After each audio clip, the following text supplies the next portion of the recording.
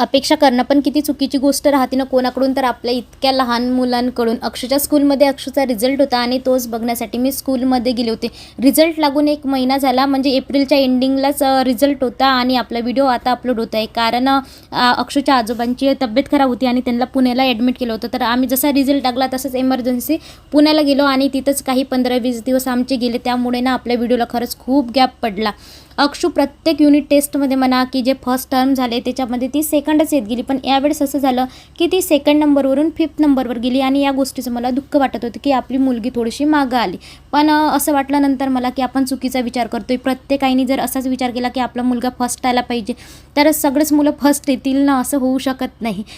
तिचा रिझल्ट वगैरे बघितला नंतर मग खाली ना मस्त प्रदर्शन लावलेली होती, जे काही गोष्टी मुलांनी हाताने बनवल्या होत्या आणि या सगळ्या गोष्टी मुलांनी प्रत्येक वर्ग वाईज होत्या, म्हणजे प्रत्येक क्लासने त्यांच्या हाताने हे कलाकृती बनवल्या होत्या आणि त्याच्यामागं मुलांची आणि मॅडमची मेहनत होती सगळं असं डेकोरेट करण्यासाठी आणि खरंच खूप छान आणि बघण्यासारखं होतं.